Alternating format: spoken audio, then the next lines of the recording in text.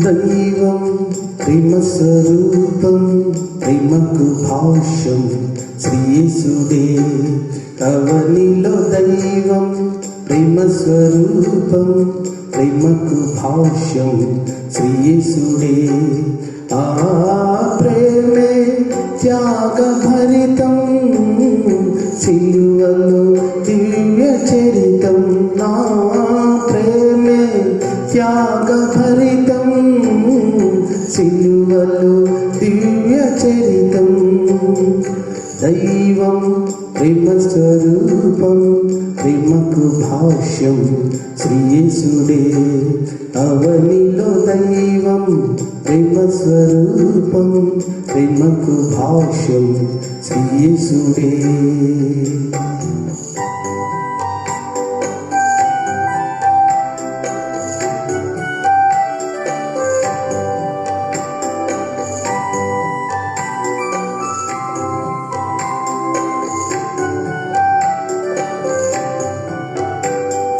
ఈ ధరలో ప్రేమ శూన్యం ఆదరణ లేని గమ్యం ఈ ధరలో ప్రేమ శూన్యం ఆదరణ లేని గమ్యం మధురం యేసు ప్రేమ మదింపు మధుర శాంతి మధురం యేసు ప్రేమ మదింపు మధుర శాంతి దైవం ప్రేమ స్వరూపం ప్రేమకు భాష్యం శ్రీయేసుడే అవనిలో దైవం ప్రేమ స్వరూపం ప్రేమకు భాష్యం శ్రీయేసుడే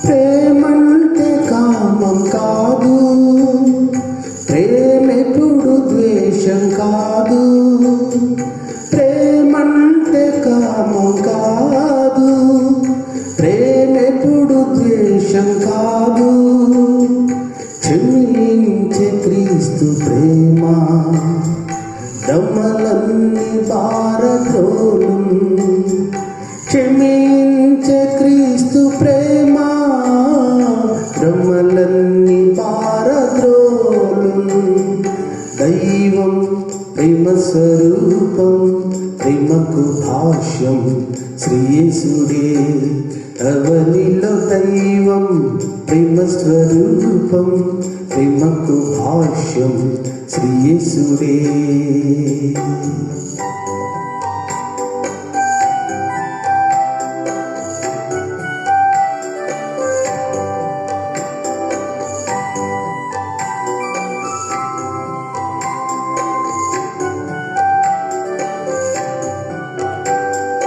కరుణించే క్రీస్తు నీకై మరణించే సిలువ బలి అయి కరుణించే క్రీస్తు నీకై మరణించే సిలువ బలి అయి పరలోక దివ్య ప్రేమ ధరణిచ్చే నిన్ను బ్రోవన్ పరలోక దివ్య ప్రేమ ధరణించే నిన్ను బ్రోవన్ దైవం ప్రేమ స్వరూపం ప్రేమకు భాష్యం శ్రీయేసుడే అవనిలో దైవం ప్రేమ స్వరూపం ప్రేమకు భాష్యం శ్రీయేసుడే ఆ ప్రేమే త్యాగభరితం సిలువలో దివ్య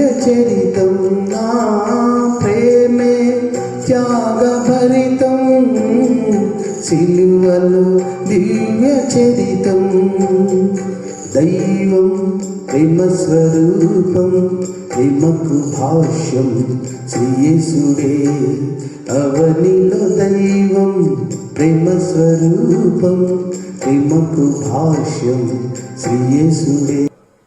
ఈ ఉదయకాలం ప్రత్యేకంగా మనం ఒక ఇద్దరు అన్నదమ్ముల జీవితాల్లోని ప్రాముఖ్యమైన విషయాలను ధ్యానిద్దాం. ఆ ఇద్దరు అన్నదమ్ములు తండ్రి విధేయతకు, తన తండ్రి మాటకు జవదాటని ప్రేమ కలిగిన తండ్రిని ప్రేమించే కొడుకుకు గుర్తుగా ఉన్న ఇస్సాకు. ఆ ఇద్దరు వ్యక్తుల తాతగారు విశ్వాసులందరికీ తండ్రి. ఆ ఇద్దరి నీడన పెరిగిన ఇద్దరు అన్నదమ్ములు వారి జీవితాలను ఎలా గడిపారు, వారి జీవితాల్లో ఉన్న ప్రాముఖ్యమైన సంగతులు ఏమున్నాయి అనేదాన్ని ఈ ఉదయకాలం మనం ధ్యానిద్దాం. ఆ ఇద్దరు వ్యక్తుల పేర్లు మనందరికీ సుపరిచితమే. యాకోబు, ఏశావు. ఏశావు యాకోబులు ఇద్దరు ఒకేసారి ఒకే సమయంలో ఏమాత్రం కూడా సమయం గ్యాప్ లేకుండా పుట్టిన కవులు. వీరిద్దరిని మనం గమనిస్తే ముందుగా ఏశావు, తర్వాత యాకోబు పుట్టినట్లుగా మనం చూస్తాం. ఏశావుల గురించి బైబిల్ ఇలా అంటుంది.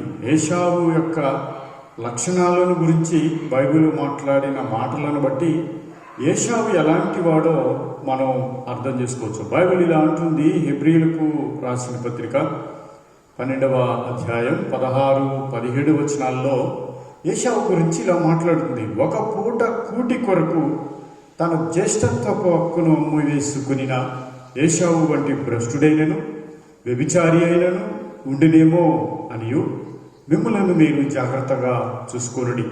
ఏశావు ఆ తర్వాత ఆశీర్వాదం పొందకోరి కన్నీళ్లు విచ్చుచు దానికోసం శ్రద్ధతో వెతికినను మారు మనసు పొందని అవకాశం లేక విసర్జింపబడిను అని రాయబడింది. అనగా ఇక్కడ ఏశావు గురించి దేవుడు మాట్లాడుతూ ఏశావుని భ్రష్టుడితోనూ వ్యభిచారిగాను దేవుడు మాట్లాడినట్లుగా మనం చూస్తాం.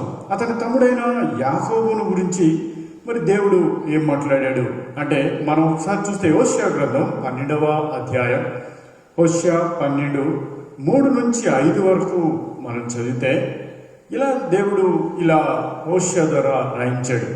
తన తల్లి గర్భమందు యాకోబు తన సహోదరిని మడిమను పట్టుకునేను. మగసిరి గలవాడై అతడు దేవునితో పోరాడిను. దేవునితోనూ మనుషులతోనూ పోరాడిన వాడిగా ఇక్కడ మనకు యాకోబు కనబడుతున్నాడు. 4వ వచనం, అతడు దూతతో పోరాడి జయముందెను. అతడు కన్నీరు విడిచి అతనిని బతిమాలెను. బేతేలులో ఆయన అతనికి ప్రత్యక్షమాయను. అక్కడ ఆయన మనతో మాట్లాడెను. 5వ వచనం, యెహోవాయని సైన్యములకు అధిపతికి యెహోవాయని ఆయనకు జ్ఞాపకార్థనామం. ఇక్కడ మనం చూస్తే యాకోబును గురించి బైబిల్ మాట్లాడుతూ అతడు తన తల్లి గర్భమునందే పుట్టేటప్పుడే ప్రారంభంలోనే తన అన్న మడిమను పట్టుకుని తన అన్న కంటే ముందుగా తాను ఈ లోకంలోకి రావాలని, తాను మొదటివాడు కావాలని, తను జ్యేష్ఠుడు కావాలని, జ్యేష్ఠత్వపు ఆశీర్వాదాలన్నీ తనకు దక్కాలి అనే ఉద్దేశంతో తల్లి గర్భంలో ఉన్న పిండమైన యాకోబు ప్రయత్నం చేస్తున్నట్లుగా మనం చూస్తాం. దాని గురించి మాట్లాడుతూ అతడు మగసిరి కలవాడై అతడు దేవునితో పోరాడిను, మనుషులతోనూ పోరాడిను, మనుషులను దేవుణ్ణి అతను జయించెను, గెలిచెను అనే సంగతిని మనం ఇక్కడ చూస్తున్నాం. అంటే అన్నదమ్ములలో ఒకడు భ్రష్టుడిగాను వ్యభిచారిగాను, మరి ఒకడు దేవునితోనూ మనుషులతోనూ పోరాడిన వ్యక్తిగాను మనం చూస్తున్నాం. అంటే ఈ లోకంలో జన్మించిన వ్యక్తుల్లో భిన్నమైన మనస్తత్వాలు ఉంటాయి, భిన్నమైన ప్రవర్తన రీతులు ఉంటాయి, భిన్నమైన వారి యొక్క యాటిట్యూడ్స్, వారి యొక్క అంతరంగంలో ఉండేటటువంటి ఆలోచన విధానాలు భిన్నంగా ఉంటాయి. భిన్నమైన స్వభావాలు, భిన్నమైన వ్యక్తిత్వాలు కలిగిన వ్యక్తులు ఈ లోకంలో మనకు కనబడతారు. వీళ్ళు చూడడానికి ఇద్దరు ఒకేలాగా ఉన్నప్పటికీ, ఇద్దరు ఒకే ఆహారాన్ని కలిగి ఉన్నప్పటికీ, ఇద్దరు ఒకేసారి ఒకే తల్లిదండ్రులకు పుట్టినప్పటికీ, ఇద్దరు ఒకే పెంపకంలో పెరిగినప్పటికీ వారి ఇద్దరి మధ్య ఎంతో వ్యత్యాసం ఉన్నట్లుగా మనం చూస్తాం. ఈ లోకంలో సహజంగా అనేక యుద్ధాలు జరిగాయి అని మనం భారతీయ పురాణాల్లో కూడా వింటాం. అనేక సంఘటనల వెనుక కూడా అన్నదమ్ముల మధ్య, దాయాదుల మధ్య తగదాలు, దాయాదుల మధ్యనే ఎన్నో రకాల పోటీతత్వాలతో వారి జీవితాలు మరి కృంగిపోయినట్లుగా, వారి జీవితాల్లో నష్టాన్ని వారు తెచ్చుకున్నట్లుగా మనం చూస్తాం. ఇక్కడ మనం గమనించి చూస్తే ఈ ఇద్దరు అన్నదమ్ముల జీవితాల్లో జరిగిన కొన్ని సంఘటనలను మనం వరుస క్రమంలో ధ్యానించడానికి ప్రయత్నించుదాం. అబ్రహాము మరణించేటప్పటికి, అబ్రహాము 175 సంవత్సరాల వయసులో అబ్రహాము మరణించాడు. అబ్రహాము మరణించేటప్పటికి ఏశావు, యాకోబుల వయసు 30 సంవత్సరాలు. అంటే మంచి యవ్వన కాలపు వయసులో 30 సంవత్సరాల వయసులో అబ్రహాము చనిపోయే నాటికి యాకోబు, ఏశావులు ఉన్నారు. అంటే మనం ఇలా అర్థం చేసుకుంటే యాకోబు, ఏశావులు తన తాతగారైన అబ్రహాముతో కలిసి ఒకవేళ సాంగత్యం చేసి ఉంటే, తన దగ్గర నుండి భక్తిని నేర్చుకుని ఉంటే, అబ్రహాము దగ్గర నుండి విశ్వాసాన్ని నేర్చుకుని ఉంటే, అబ్రహాము వారికి తప్పకుండా దేవుణ్ణి పరిచయం చేసి ఉంటాడు అని మనం అర్థం చేసుకోవాలి. 77 సంవత్సరాల వయసు వచ్చేంత వరకు వారిద్దరూ అన్నదమ్ములు ఎవరి పని మాటల్లో వారు జీవిస్తూ వచ్చారు. ఆనాటి కాలపు మనుషుల జీవిత విధానం, వారి యొక్క జీవిత ప్రమాణాన్ని మనం చూస్తే ఒక్కొక్కరు 900 సంవత్సరాలు బ్రతికిన వ్యక్తులు కూడా మనకు కనబడతారు. అంటే 77 సంవత్సరాల వయసు వచ్చేంత వరకు యాకోబు, ఏశావులు ఇద్దరు కూడా కలిసిమెలిసి ఎవరి పనులు వారు చేసుకునేవాడు. ఏశావు సహజంగా వేటాడుతూ ఉండేవాడు. ఏశావు వేటాడుతూ తెచ్చిన మాంసాన్ని తెచ్చేవాడు. యాకోబు తన తల్లితో ఉండేవాడు. ఇంట్లో తన తల్లికి సహాయం చేస్తూ ఉండేవాడు, తన తండ్రికి సహాయం చేస్తూ ఉండేవాడు. చిన్న చిన్న వ్యవసాయ పనులు చేస్తుండేవాడు. ఇలా వాళ్ళ వ్యాపారాలను చూసుకుంటూ ఉండేవాడు. ఇలా వాళ్ళు 77 సంవత్సరాల వయసు వరకు బ్రతుకుతూ వచ్చాడు. 77 సంవత్సరాల వయసు వచ్చినప్పుడు ఏశావు తన ఆ ప్రాంతంలో ఉంటున్నటువంటి వారి పిల్లలను ఏశావు పెళ్లి చేసుకున్నట్లుగా మనం చూస్తాం. యాకోబు 77 సంవత్సరాల వయసు వరకు యాకోబు పెళ్లి చేసుకోలేదు.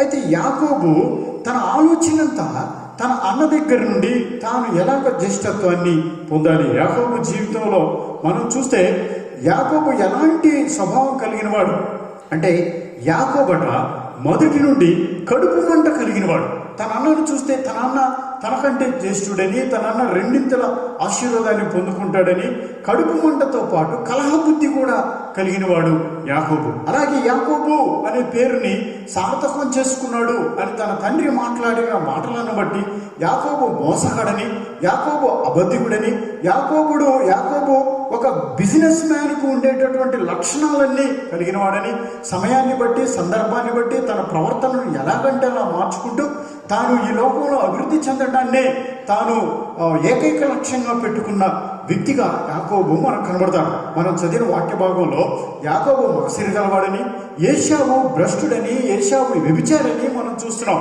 కానీ యాకోబు ఏశావు కంటే ఎంత గొప్పవాడో, ఎంత విలువైనవాడో అని మనం చూస్తే యాకోబులో కూడా మనందరిలో ఉన్న సహజమైన స్వభావమే యాకోబులో ఉంది. యాకోబులో మన స్వభావం కన్నా భిన్నమైన స్వభావం కానీ, మనకంటే పవిత్రమైన స్వభావం కానీ, మనకంటే ఆధిక్యత కలిగిన ప్రవర్తన కానీ యాకోబుకు లేదు అని బైబిల్ మనకు స్పష్టంగా చెబుతుంది.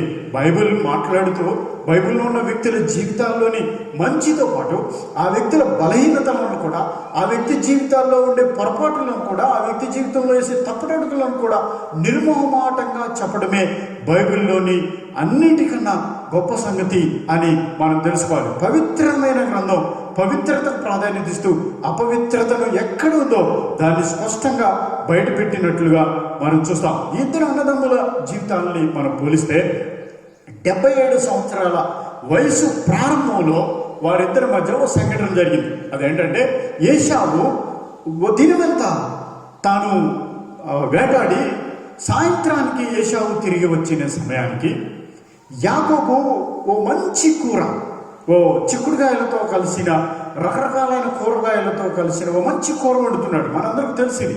కూర వండుతూ ఉన్నప్పుడు తన అన్న వచ్చినప్పుడు తనకు ఆకలయ్యి తమ్ముడిని తాను తినడానికి ఏదైనా ఇవ్వమని ఏశావు అడిగినప్పుడు యాకోబు తన బుద్ధిని, తన యొక్క వ్యాపారి దృక్పథాన్ని, తన యొక్క కలహ బుద్ధిని బయటపెడుతూ, తన మోసాన్ని బయటపెడుతూ యాకోబు యుక్తిగా తన అన్న జ్యేష్ఠత్వాన్ని కొనడానికి ప్రయత్నం చేశాడు. నువ్వు జ్యేష్ఠత్వాన్ని నాకు అమ్మితే నేను నీకు ఈ కూరనిస్తాను, నీ ఆకలి తీర్చుకోవచ్చు, నువ్వు సంతృప్తిగా తిని నువ్వు తృప్తి పడచ్చు అని యాకోబు మాట్లాడినట్లుగా మనం చూస్తాం. యాకోబు తన అన్న మడిమ పట్టుకున్న దగ్గర నుండి, యాకోబు తన అన్న దగ్గర నుండి జ్యేష్ఠత్వాన్ని కొనే ప్రయత్నం చేసి జ్యేష్ఠత్వాన్ని కొన్న దగ్గర వరకు యాకోబులో మనం ఒక వ్యాపార దృక్పథాన్ని, వ్యాపార లక్షణాన్ని మనం చూస్తాం.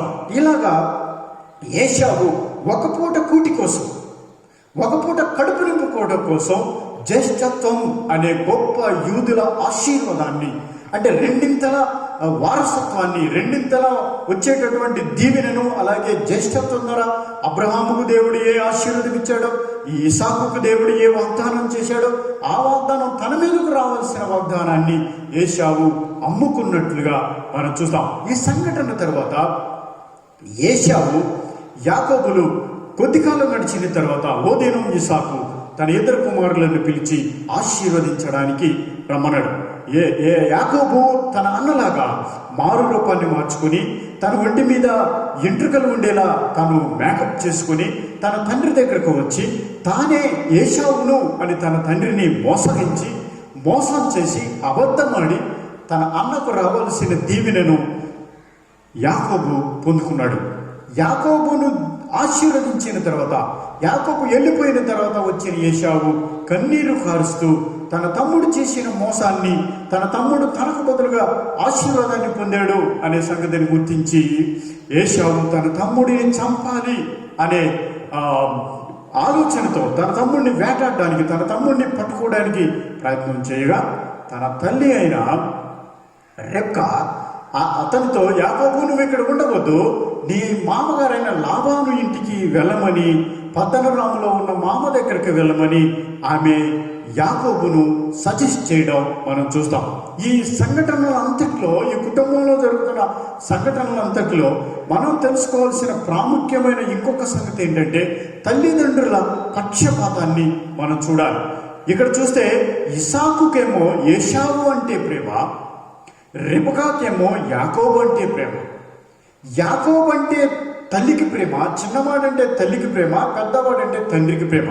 ఈ తల్లిదండ్రుల మధ్య ఉన్నటువంటి ఈ తారతమ్యత, ఈ పక్షపాత బుద్ధి వారిద్దరు అన్నదమ్ముల మధ్య తమ్ముడు పారిపోయేలా, తమ్ముడు తన అన్నను మోసం చేసేలా చేసింది. అలాగే అన్న తన తమ్ముడిని చంపాలి అనేంతగా అన్నలో కోపాన్ని, అన్నలో ద్వేషాన్ని నింపేలా చేసింది. సోదరుడా, ఒకవేళ ఈ దినం నీకు బిడ్డలుంటే నీ కుటుంబంలో పక్షపాత ధోరణిని నువ్వు కలిగి ఉండదు.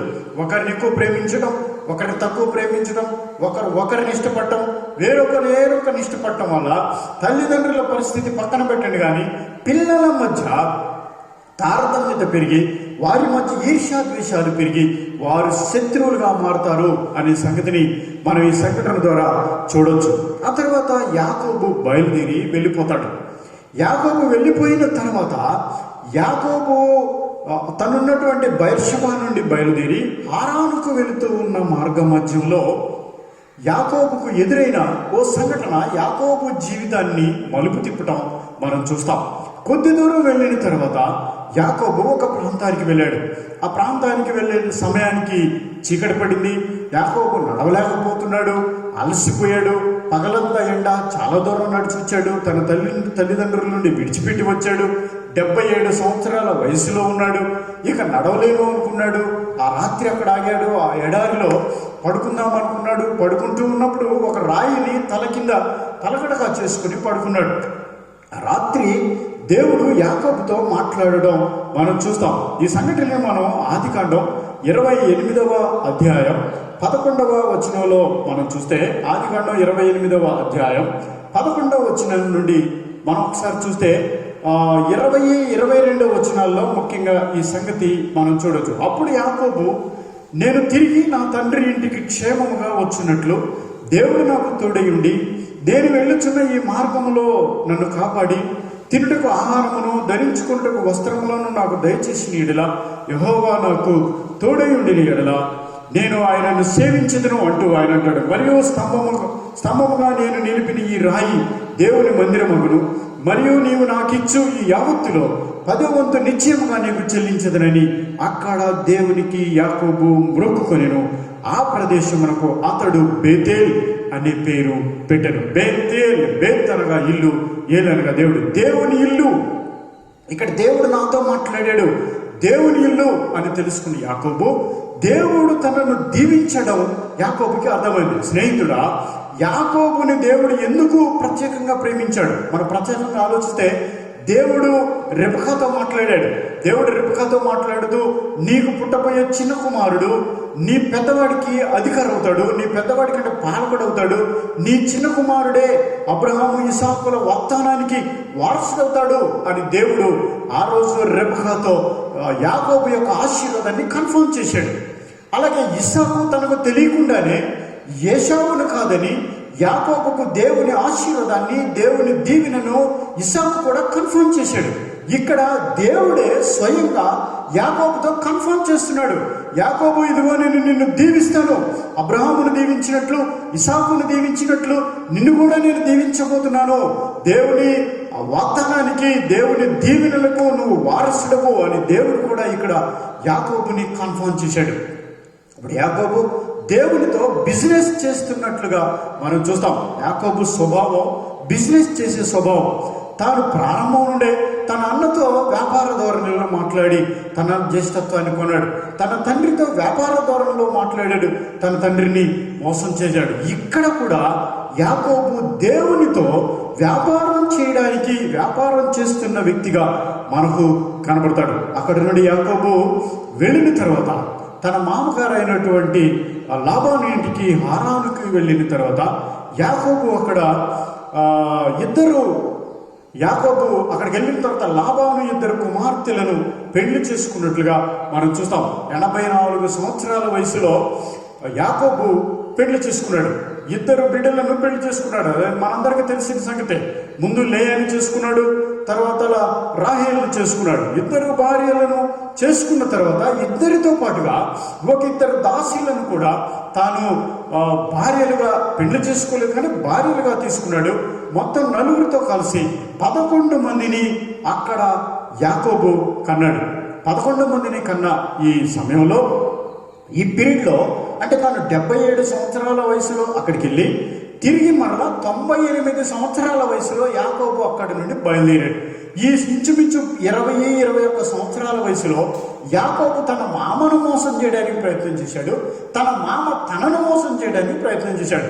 వారిద్దరి మధ్య బిజినెస్ డీల్స్ ఎన్నో జరిగాయి. ఆ బిజినెస్ డీల్స్లో కూడా యాకోబు నమ్మకంగా లేడు. యాకోబు మోసగాడిగానే మనకు కనబడతాడు. యాకోబు ఏమాత్రం కూడా నమ్మకత్వం లేనివాడిగా, బిజినెస్లో స్వచ్ఛత లేనివాడిగా మనకు కనబడతాడు. యాకోబుని మించిన మోసగాడిగా యాకోబు మామ కూడా కనబడతాడు. ఇద్దరి మధ్య జరిగిన ఈ బిజినెస్ డీల్స్లో చివరికి యాకోబు విసిగిపోయి ఆ ప్రాంతంలో ఉండటం ఇష్టపడక ఆ ప్రాంతం నుండి తాను బయటికి రావాలి అనే ఆలోచనతో ఉన్న రోజుల్లో దేవుడు యాకోబుతో మాట్లాడతాడు.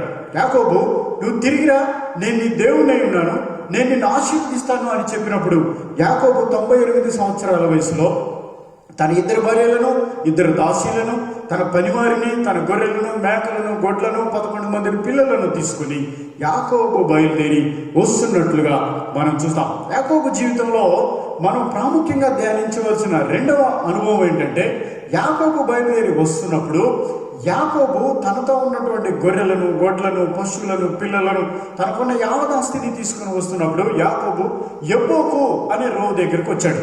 ఆ ఎబ్బోకు అనేటటువంటి ఆ ఏటి ఒడ్డున యాకోబు అందరినీ పంపించి వేసి తనకున్నటువంటి ఆస్తిని 3 బ్యాచ్లుగా, ముందు ఒక భాగం, తర్వాత ఒక భాగం, తర్వాత ఒక భాగంగా 3 బ్యాచ్లను పంపించి వేసి తన భార్యలను, తన బిడ్డలను పంపించి వేసి యాకోబు ఒక్కడే అక్కడ ఆగాడు. యాకోబు ఇప్పుడు తన అన్నను ఎదుర్కోబోతున్నాడు. యాకోబు ఏదైతే విడిచిపెట్టి వచ్చాడో, ఏ గతమైతే తనకుందో, ఏ గత అనుభవం అయితే తనకుందో, ఏ అన్న చంపుతాడు అనే భయం అయితే తనకుందో, యాకోబుకు గత జీవితం తాలూకు చేదు అనుభవాలన్నిటినీ తిరిగి యాకోబు ఇప్పుడు ఎదుర్కోవలసిన పరిస్థితి వచ్చింది. తిరిగి యాకోబు గత జీవితంలో ఉన్నటువంటి చేదు అనుభవాలను మరలా అనుభవించవలసి వచ్చింది. యాకోబు ఎక్కడి నుండి అయితే తిరిగి వచ్చాడో, ఎక్కడి నుండి అయితే యాకోబు పారిపోయి వచ్చాడో, ఏ ప్రాంతాన్ని అయితే తాను ఉండటానికి అనుకూలం కాదనుకున్నాడో, ఇప్పుడు ఆ ప్రాంతానికి తిరిగి యాకోబు వెళుతున్నాడు. యాకోబు ఇప్పుడు మానసికంగా సిద్ధపడుతున్నాడు. ఆ ప్రాంతానికి వెళ్ళి ఆ ప్రాంతంలో ఉన్న వ్యక్తులను, ఆ ప్రాంతంలో ఉన్న పరిస్థితులను యాకోబు ఎదుర్కోవాలి. ఆ ప్రాంతంలో ఇంకా తన తండ్రి బ్రతికి ఉన్నాడు. అంటే 120 సంవత్సరాలు ఇసాకుకి యాకోబుకి వచ్చేంత వరకు తన తండ్రి బ్రతికి ఉన్నాడు. వీరిద్దరికి 120 సంవత్సరాలు వచ్చినప్పుడు వారి తండ్రి అయిన ఇసాకు మరణించాడు. అంటే అప్పటికి ఇంకా ఇసాకు బ్రతికే ఉన్నాడు. ఏశావు తన అన్న తనను తరుముతాడని, తనను చంపుతాడని అతనికి తెలుసు. అక్కడున్న పరిస్థితులన్నీ అతనికి తెలుసు. అయినప్పటికీ ఎంతో సుదూర ప్రయాణాన్ని చేశాడు. అలాగే మానసికంగా ఎంత భయం ఉన్నప్పటికీ ఆ భయాన్ని ఎదుర్కోవడానికి సిద్ధపడ్డాడు. అలాగే ఈసారి తన అన్న దగ్గర పశ్చాత్తాపడి తన అన్నను క్షమించమని అడగాలి. అన్న నన్ను క్షమించు అని ప్రాధేయపడటానికి యాకోబు సిద్ధపడ్డాడు. యాకోబు 77 సంవత్సరాల వయసులో వెళ్ళినప్పుడు యాకోబుకున్న మనస్తత్వం బిజినెస్ మ్యాన్ మనస్తత్వం. తన స్వయం ఆనందాన్ని చూసుకునేవాడు, తన స్వయం స్వేచ్ఛను చూసుకునేవాడు, తన సొంత అభివృద్ధిని చూసుకునేవాడు, తనకు తానే అన్ని విషయాల్లో స్వతంత్ర నిర్ణయాలు తీసుకునేవాడిగా, దేవునిని కూడా ఒక వ్యాపార దృక్పథంలోనే దేవునితో సంబంధాన్ని కలిగిన వాడిగా యాకోబు మనకు కనబడతాడు. తిరిగి వస్తున్న యాకోబులో ఇలాంటి స్వభావం లేదు అని మనం చూస్తాం. మార్గ మధ్యంలో అతని భార్య అయినటువంటి రాహేలు తన మామగారు అయినటువంటి లాబాను విగ్రహాలను దొంగిలించి తన దగ్గర దాచుకున్నప్పుడు, లాబాను తనను చంపడానికి వచ్చినప్పుడు యాకోబుకు ఎదురైన అనుభవాలు, దేవుడు తనను సంరక్షించిన విధానాలు, దేవునితో కలిసి నడిచిన విధానాలు యాకోబు జీవితంలో ఎంతో మార్పు తెచ్చాయి. సోదరుడా, ఒక పాపిని, ఒక మోసగాన్ని, ఒక అబద్ధికుణ్ణి దేవుడు 20 సంవత్సరాల వయసులో వేరే ప్రాంతానికి తీసుకెళ్ళి వేరే మనుషుల మధ్య ఉండి తాను ఎలాంటి పరిస్థితుల్లో నుంచి వెళ్ళాడో, ఎలాంటి మోసగాడో అలాంటి మోసగాళ్ళ మధ్య, అలాంటి వ్యక్తుల మధ్య నలగబట్టి అనేక అనుభవాల గుండా నడిపించి యాకోబుని తిరిగి మరలా తాను ఏ ప్రాంతాన్ని విడిచి వెళ్ళాడో అదే ప్రాంతానికి, అదే గతానికి, అదే ఫాస్టెన్స్కి, అదే ప్రదేశాన్ని తన ఫ్యూచర్గా దేవుడు నిర్ణయించి మరలా తిరిగి అక్కడికి తెస్తున్నాడు. వ్యయంతోనూ, ప్రయాసతోనూ, భయంతోనూ, దుఃఖంతోనూ క్షమింపమని అడగాలి అనే దీనత్వంతోనూ యాకోబు బయలుదేరాడు అని మనం అర్థం చేసుకోవాలి. యాకోబు యబ్బోకు రేవు దాకా వచ్చిన తర్వాత తనతో ఉన్న వారందరినీ పంపించి యాకోబు అక్కడ దేవునిని ముఖాముఖిగా కలుసుకోవడానికి యాకోబు ప్రయత్నం చేశాడు. ఈ సంగతిని మనం ఆదికాండం 32వ అధ్యాయంలో మనం చూస్తే, ఆదికాండం 32వ అధ్యాయం 24వ వచనాన్ని మనం ఒకసారి చదివితే, ఆదికాండం 32వ అధ్యాయం 24వ వచనాన్ని చదువుతున్నాను నేను. 24వ వచనం ఇలా అంటుంది. ఏమంటుందంటే 23 నుంచి చదివి, యాకోబు వారిని తీసుకొని ఆ ఏరు దాటించి తనకు కలిగినదంతయు పంపివేసి యాకోబు ఒక్కడే మిగిలిపోయిను. ఒక నరుడు తెల్లవారి వరకు అతనితో పెనుగులాడెను. తాను అతని గెలవకుండా చూసి తొడగూటి మీద అతనిని కొట్టెను. అప్పుడు అతడు ఆయనతో పెనుగులాడుట వలన యాకోబు తొడగూటు వసిలెను. ఆయన తెల్లవారుచినది కనుక నన్ను పోనిమ్మని అతడు, నీవు నన్ను ఆశీర్వదించితే కానీ నేను నిన్ను పోనివ్వనని యాకోబు దేవునితో చెప్పాను. ఆయన అప్పుడు, నీ పేరేమి అన్నాడుగా అతడు యాకోబు అని చెప్పాను.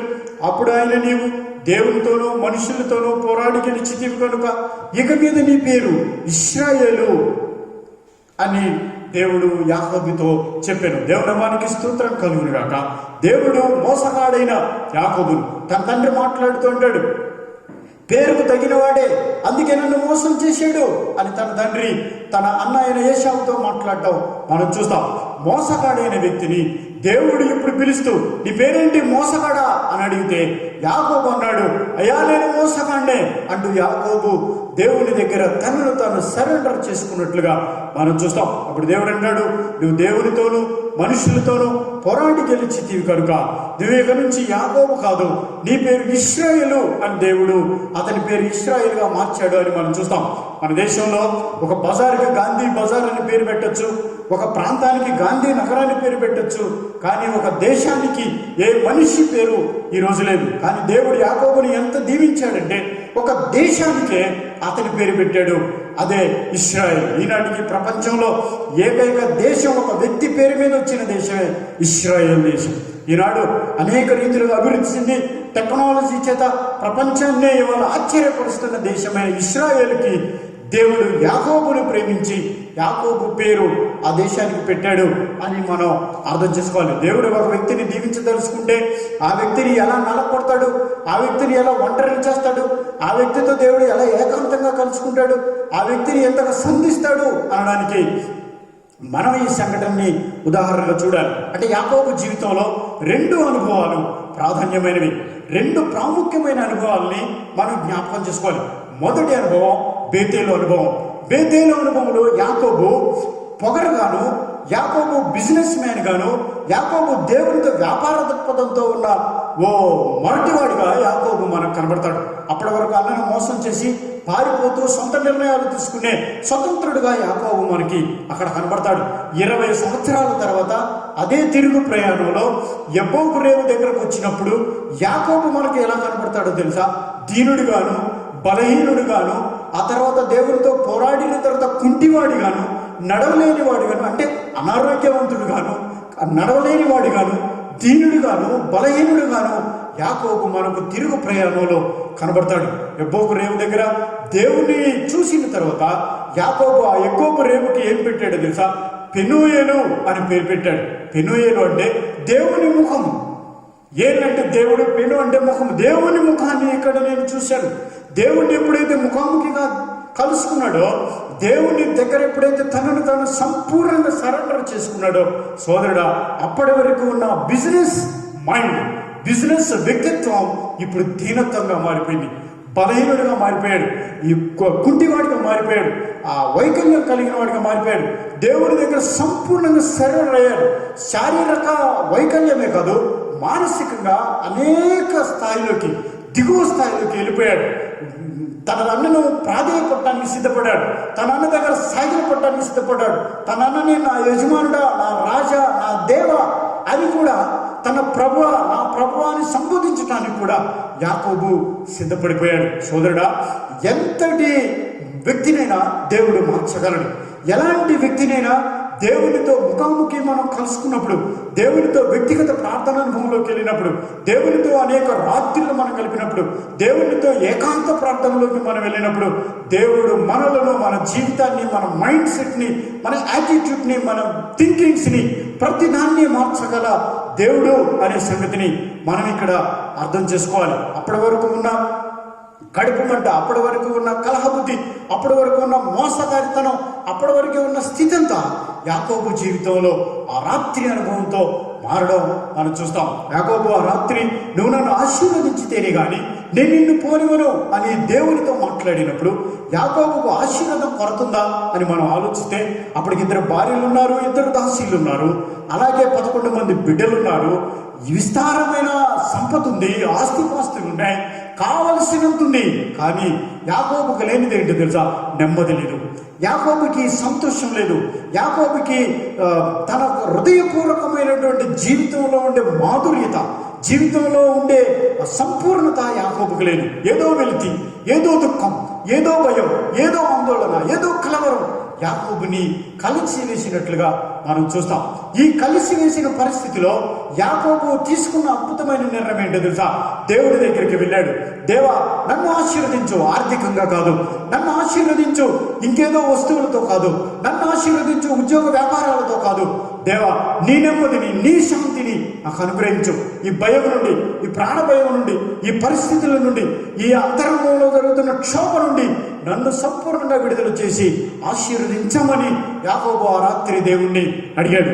ఎన్నున్నప్పటికీ, ఎలాంటి పరిస్థితులు ఉన్నప్పటికీ గతాన్ని ఎదుర్కోగలిగిన ధైర్యాన్ని నాకు ఇవ్వమని, గతంలోకి వెళ్తే నేను ఆ గతంలో కూడా ప్రభువా నిలబడగలిగిన పరిస్థితులు నాకు అనుగ్రహించమని యాకోబు అడిగాడు. అంత మాత్రమే కాదు, దేవుడు రమ్మని పిలువగానే దేవుని చిత్తానికి లోబడి యాకోబు తిరిగి వస్తున్నట్లుగా మనం చూస్తాం. యాకోబుని దేవుడు పిలిచి, నువ్వు రావాలి, నీ అన్ననే ఎదుర్కోవాలి, నువ్వు రావాలి, నీ తండ్రి ఇంటికి చేరాలి, నువ్వు రావాలి, నీ సొంత జన్మలోకి రావాలి, నువ్వు ఇక్కడ నేను నీకు ఇవ్వబోతున్న ఈ ఇశ్రాయేలు దేశాన్ని నువ్వు తిరిగి చూడాలి, ఈ దేశాన్ని నువ్వు నీ సంతానం స్వతంత్రించుకోవాలి, నువ్వెక్కడో ఉంటే కాదు అని దేవుడు చెప్పినప్పుడు ఎక్కడి నుండో దూర ప్రాంతం నుండి వ్యయ ప్రయాసాలకు వచ్చి యాకోబు వచ్చినట్లుగా మనం చూస్తాం. సోదరుడా, యాకోబు దేవుని చిత్తానికి లోబడ్డాడు.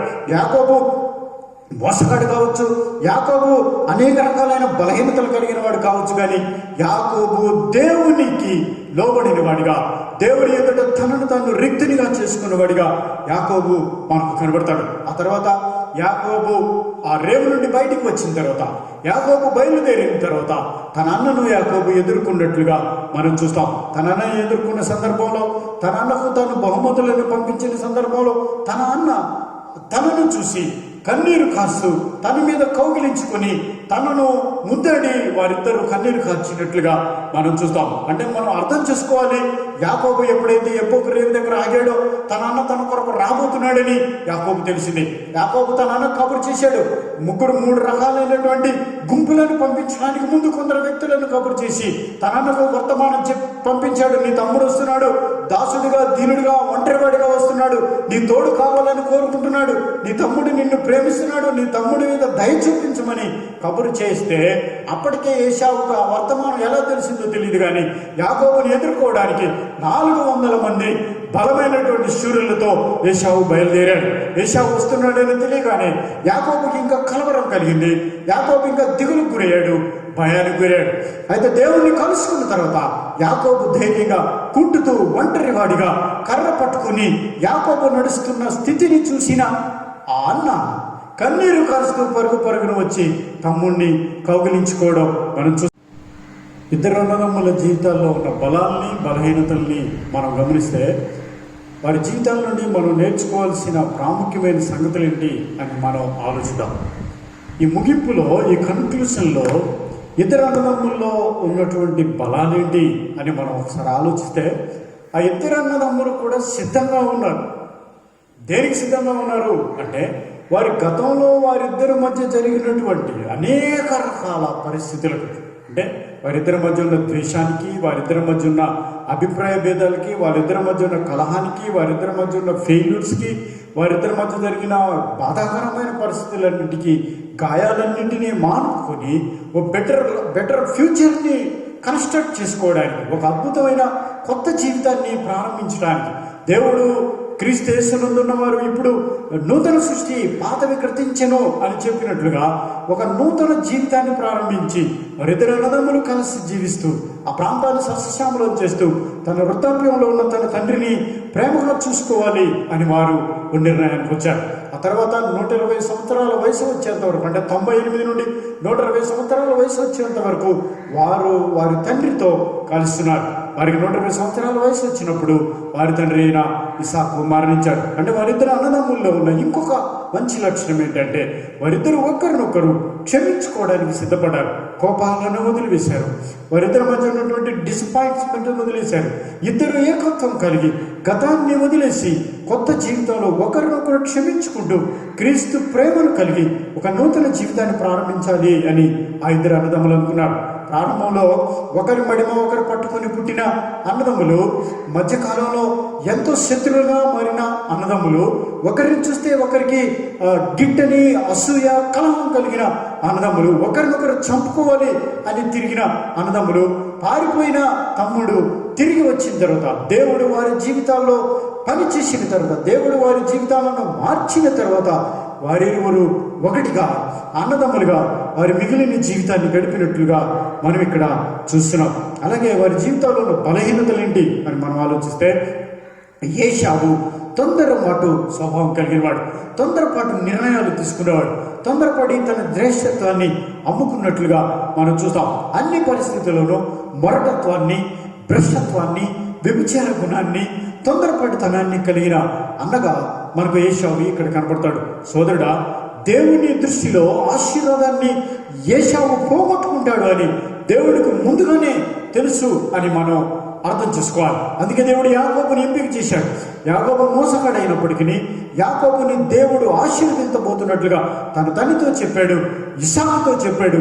అలాగే దేవుడు బేతేల్లో యాకోబుని ఆశీర్వాదాన్ని కన్ఫర్మ్ చేశాడు. అయితే యాకోబు తన అన్నకంటే శ్రేష్ఠుడా, మంచివాడా అని మనం ఆలోచిస్తే లేదు. కానీ యాకోబు కూడా అవిధేయత కలిగినవాడు, యాకోబు కూడా మోసగాడి గుణం కలిగినవాడు, యాకోబు కూడా తొందరపాటుతనం కలిగినవాడు, తన సొంత నిర్ణయాలు తీసుకునేవాడు, తన స్వేచ్ఛను, తన ఆనందాన్ని, తన యొక్క అభివృద్ధినే ప్రాముఖ్యంగా పెట్టుకునేవాడే తప్ప దేవుని కోణంలో చూసేవాడు కాదు.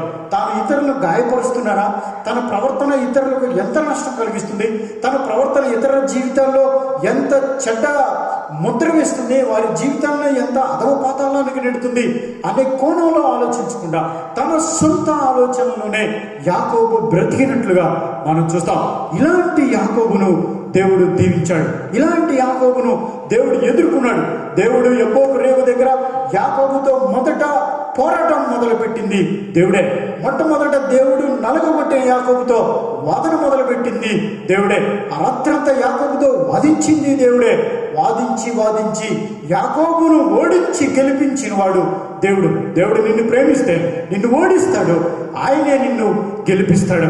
ఆయన నిన్ను గెలిపించిన రోజు నీకు అర్థమవుతుంది ఆయన నన్ను ఓడించింది ఇందుకేనేమో అని. దేవుడు యాకోబును ఓడించి కుంటివాణ్ణి చేసి యాకోబును బలహీనుడు చేసి యాకోబుతో అంటాడు, నువ్వు మగసిరి గలవాడవు, నువ్వు దేవునితోనూ మనుషులతోనూ పోరాడి గెలిచావు అని సర్టిఫికేట్ ఇచ్చినవాడు దేవుడే అని మనం చూడాలి. సోదరుడా, ఈ ఇద్దరు అన్నదమ్ముల జీవితాల నుండి మనం నేర్చుకోవాల్సిన ప్రాముఖ్యమైన లెసన్స్ ఏంటి అని మనం ఆలోచిస్తే, ఎప్పుడైనా సరే తల్లిదండ్రులు బిడ్డలను ఒకళ్ళ పక్షంగా ఉండదు, ఒకళ్ళ ఫేవరెట్స్గా, ఒకళ్ళంటే ఇష్టం లేనట్లుగా తల్లి ఒకడిని తండ్రి ఒకడిని ప్రేమించొద్దు. ఇద్దరు ప్రేమలో చూడండి. అప్పుడు కుటుంబం ఆశీర్వాదకరమైన సమతుల్యత కలిగిన కుటుంబంగా మారుతుంది. అన్నదమ్ముల అక్క చెల్లెళ్ళ మధ్య ప్రేమ వికసిస్తుంది అనే సంగతిని మనం అర్థం చేసుకోవాలి. అలాగే కుటుంబంలో బిడ్డలకు బాల్యం నుండే ఫర్గివ్నెస్, క్షమాపణ అంటే ఏంటో నేర్పించాలి. బాధ్యత కలిగిన బిడ్డలుగా ఎలా పెరగాలో నేర్పించాలి. క్షమాపణ అనేది లేకనే ఈ ఇద్దరు అన్నదమ్ముల జీవితాల్లో ఎన్నో ఒడిదుడుకులు వచ్చాయి అని మనం అర్థం చేసుకోవాలి. అలాగే డిసిట్ఫుల్ పర్సన్ అంటే మోసగాడు, లేకపోతే అవిధేయుడు, ఎలాగైతే దేవుణ్ణి మనుషులను మోసం చేయాలనుకుంటాడో వాటిని దేవుడు అదే దారిలో నడిపిస్తాడు. మనం సింపుల్గా చెప్పవచ్చు, దేవుడు తను ఎలాంటి గుంట తవ్వుకుంటాడో అలాంటి గుంటలోనే వాడు పడేలా దేవుడు చేస్తాడు. కష్టాల కన్నీళ్ల శ్రమలు ఎదుటి వాళ్ళకు కలిగించాలనుకుని ప్రయత్నం చేసే ప్రతివాడు వారి జీవితం మీదకే అలాంటివి తెచ్చుకుంటాడు అనే లెసన్స్ ఈ ఇద్దరు అన్నదమ్ముల జీవితాల్లో నుంచి మనం నేర్చుకోవచ్చు. ఆ తర్వాత దేవుడు వారిద్దరు అన్నదమ్ములను ప్రేమించాడు, దీవించాడు. యాకోబు 130 సంవత్సరాల వయసులో కరువు వచ్చినప్పుడు యాకోబు ఐగుప్తుకి వెళ్ళాడు. ఐగుప్తులో రాజు యాకోబుని గౌరవించాడు. ఐగుప్తులో యోసేపు ప్రధానిగా ఉండగా ఐగుప్తులో యాకోబుకి ఎంతగానో ఐగుప్తు రాజు యొక్క ఫరో తండ్రికి ఎంత హానర్ ఉందో యాకోబుకి దేవుడు ఐగుప్తులో అంత హానర్ ఇచ్చాడు. 147 సంవత్సరాల వయసులో ఐగుప్తులో యాకోబు చనిపోయినప్పుడు ఐగుప్తు దుఃఖ దినాలు ప్రకటించి ఐగుప్తు నుండి కనాను వరకు యాకోబు దేహాన్ని తీసుకొచ్చినప్పుడు యాకోబు దేహం వెనక ఐగుప్తులోని పెద్దలందరూ వచ్చినట్లుగా మనం చూస్తాం. ఐగుప్తులోని గనులందరూ వచ్చినట్లుగా మనం చూస్తాం. యాకోబు దేహము, యాకోబు యొక్క సమాధి కార్యక్రమంలో గొప్ప గొప్ప వ్యక్తులు పాల్గొన్నట్లుగా బారులు తేరి మనుషులు నడుస్తూ వచ్చినట్లుగా మనం చూస్తాం. ఎంత గొప్ప చక్రవర్తికో జరిగే హానర్ దేవుడు యాకోబుకి అనుగ్రహించాడు. దేవుడు యాకోబుని మోసగడైనప్పటికీ, ఏశావు మోసగడైనప్పటికీ, దేవుడు యాకోబు జీవితంలో ఎన్నో ఒడిదుడుకులు ఉన్నప్పటికీ, యాకోబు వ్యాపార స్వభావం కలిగి దేవుడితో వ్యాపారం చేయాలనుకున్నప్పటికీ బేతేలు అనుభవంలో నుంచి దేవుడు యాకోబుని పెనూయేలు అనుభవంలోకి నడిపించాడు. పెనూయేలు అనుభవం ద్వారా యాకోబు బలహీనుడైనప్పటికీ, దీనుడైనప్పటికీ, కుంటివాడైనప్పటికీ, శారీరకంగా కృషించిపోయినప్పటికీ ఆధ్యాత్మికంగాను మానసికంగాను సంతృప్తి, సంతోషం, నెమ్మది కలిగిన వాడిగా యాకోబు తన జీవితాన్ని ముగించాడు.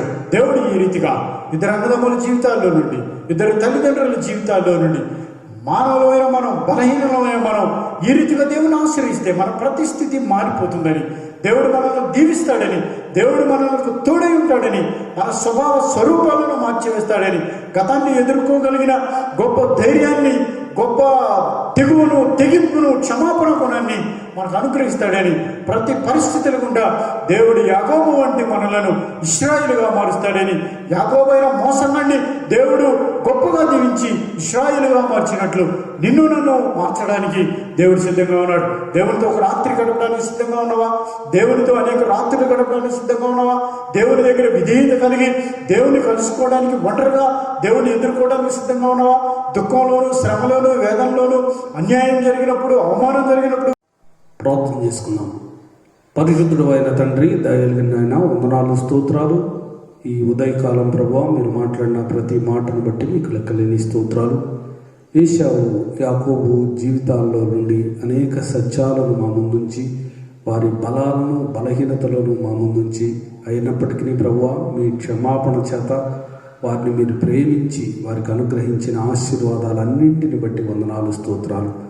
మా వ్యక్తిగత జీవితాల్లో కూడా ప్రభువా, మేము ఎంతో బలహీనులుగా ఉన్నప్పటికీ మీ అనాదికాల సంకల్పం చొప్పున మీ ప్రేమలో, మీ దయలో, మీ కనికరంలో, మీ కృపలో మమ్మల్ని ఎంచుకొని నడిపిస్తున్నందుకు మీకు లెక్కలేని స్తోత్రాలు. మీ చిత్త ప్రకారం జీవించే వ్యక్తులుగా మమ్మల్ని మార్చుతున్నందుకు మీకు లెక్కలేని స్తోత్రాలు. ఆ రీతిగా నడవడానికి మా అందరికీ కృప దయచేయండి, కనికరించండి, కృప చూపించండి. అలాగే ప్రభువా, ప్రత్యేకించి ఆయన ఎందరైతే వీక్షిస్తూ ఉన్నారో వారందరినీ పేరు పేరున జ్ఞాపకం చేసుకోండి. వారికి రావాల్సిన ప్రతి విధమైన దీవెన మీరు అనుగ్రహించి కృప చూపించండి. ఆయన ప్రత్యేకించి ఆయన బలహీనులు, అనారోగ్యంతో ఉన్నవారు, అవసరతలో ఉన్నవారందరినీ జ్ఞాపకం చేసుకొని కనికరించి కృప చూపించమని, దయించమని సమస్త మహిమ ఘనతలు మీకే చెల్లిస్తూ యేసు ప్రభువారి శ్రేష్ఠ నామంలో ప్రార్థించి వేడుకుంటున్నాము తండ్రి, ఆమేన్. తండ్రి అయిన దేవుని ప్రేమ, కుమారుడైన యేసుక్రీస్తు వారి యొక్క మహాకృప, పరిశుద్ధాత్మ దేవుని ఆదరణ, సంతోషము, సమాధానము, స్వస్థత మనందరికీ సదాకాలం తోడైండునుగాక. ఆమేన్. మీ అందరికీ వందనాలు.